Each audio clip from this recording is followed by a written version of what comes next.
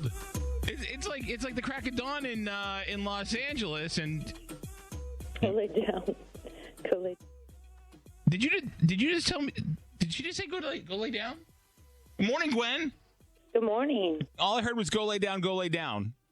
Oh, you heard "Go Lay Down." That's my dog. Oh, I thought you were. I was like, this is how we're starting. How we're starting this conversation. She's telling me to go lay down. I feel like she's anxious. She thought she was going to lay on my lap, but my lap is not big enough. There was a story out this week that says cats actually can sense their owner's anxiety and they get anxious themselves.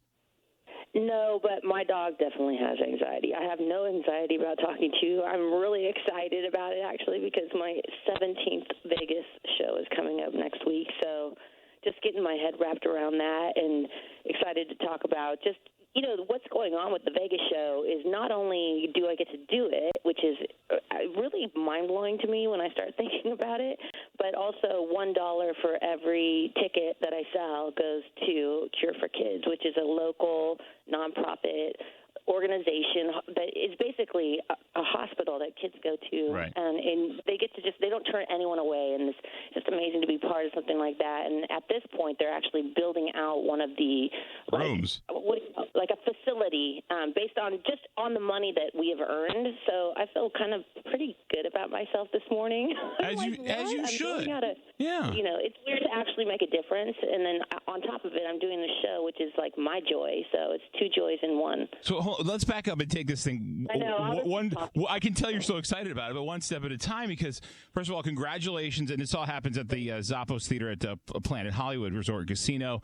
That goes through March 16th, and of course you can get tickets. I'll get all the information out here in just 1 second. But when it comes to putting together the show, and with the number of songs that you have as a solo artist, and with No Doubt, do you have a particular mindset as to what you're going to start with and how you lay out songs? Do they have a particular method to the madness for the flow? I feel like we skipped ahead because the idea, just sniffing around about doing a Vegas residency was like a whole traumatic. Am I going to do that? Should I do it? I was excited and honored to be asked, but it felt like such a huge undertaking and so different from what I've done my whole career, which is, it's like a different kind of show. It's a different energy, but then feels so natural and so right for where I'm at right now in my life. And when I started putting the show together, I didn't know, because it's different than typically you you write a record, it's about what's going on in your life, and then you tour it, right? Tour.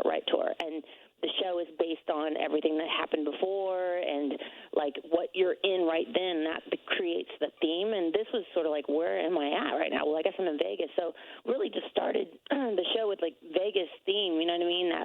And it's interesting to put the songs in that world, and it just created this weird, I don't know, contrast between Hollaback Girl and Vegas Showgirls. And yeah, I just wanted to kind of tell my life story. I wanted people to come out and feel wow, this is their big night. They're spending their money to fly in, and it's a huge, competitive thing against all the other shows going on that night, and the energy that they want. It's a big deal. It's almost bigger than going and playing in Philly, because that's you in Philly. This is me and everyone from around the world that decided to take the time out to come to this little theater and have this moment. So I don't know. I think the show is pretty much my life on stage and just through music, and I'm proud of it. I'm really proud of it. Well, you should be. I mean, you have people like Jimmy Kimmel saying that you give 110% and it's a must-see show, just because from the minute you step on stage until the last second, it's nonstop,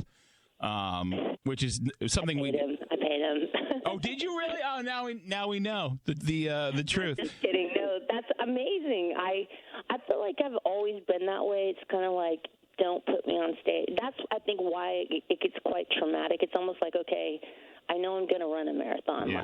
That feeling of it's not just emotional, but it's physical. And, walking through all of those songs every night is you relive them, you know what I mean? And sure. You're reliving them with the energy of everybody else that lived them as well, you know what I mean? So it's really nostalgic feeling. It has it's joyful, and it's just a moment. It's like a pause, right, here we are. This is where we're at now. We lived all that, and now here we are. And it's it's very emotional, I have to say. So, tagging on that, is there a method to the madness of the songs that you choose to do in the order that you do them? Do you do them chronologically, because other artists do sometimes, or they just do them in the order they feel fits best? Or I think I just want to do. I'm only doing the hits, obviously. Yeah. So I think really just trying to. It's like a 5-chapter show, and it basically tells a story within those chapters. But the songs aren't necessarily in the order of what happened. You know what I mean, in my life, because Sure. that would be kind of hard to do. Because you got to make it flow in the right way. But we kind of group the songs in like a journey, and I don't want to give it all away on the radio. Like, you know what I'm saying? Like, you have to come see the show. But it definitely has like an order, and it has a message. And interestingly, just to call it Just a Girl was like a friend of mine's idea, because I was like, what do we call it? We went through all these different versions and ideas, and it's like, what about Just a Girl? I was like, you know what? That is so now. Like, you know what I mean? It's like I wrote that song so long ago when I still lived at my parents' house, like before anything, you know, and always thought that song would be so out of style, like by the time I got to this point in my life, you know. And no. I'm too old to sing that, you know what I mean? But it's more relevant than it's ever been, so it kind of made sense. And really, that title explains the whole show, really. So from Anaheim and Mom's House to now the Vegas residency, and of course Cure for the Kids Foundation, which is Nevada's only outpatient clinic that treats children with cancer. You don't have to have insurance. And regardless of your ability to pay, no child is turned away, which is an incredible thing. So it's $1 for every ticket that's sold is going toward Cure for the Kids and the Cure for the Kids Foundation. And you know what?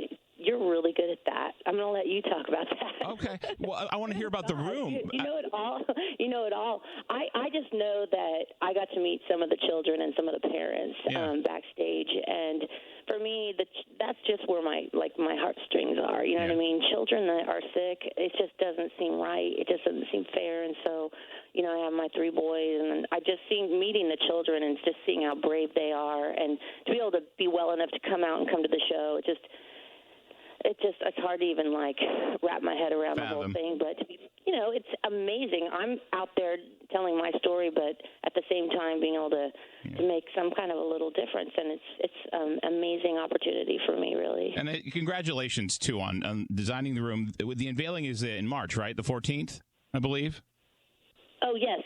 I mean, it's just such a weird, like, okay, what's it going to be? I wanted to sum up everything about when you walk in, you just know it's like I did it. You know what I mean? So I'm going to have to walk around my own house and start taking pictures and get my ideas together. But another fun thing for me to do that possibly will bring some joy to somebody else. It absolutely will. It's something that a child there gets to experience and gets to look forward to, and that's kind of what you're bringing.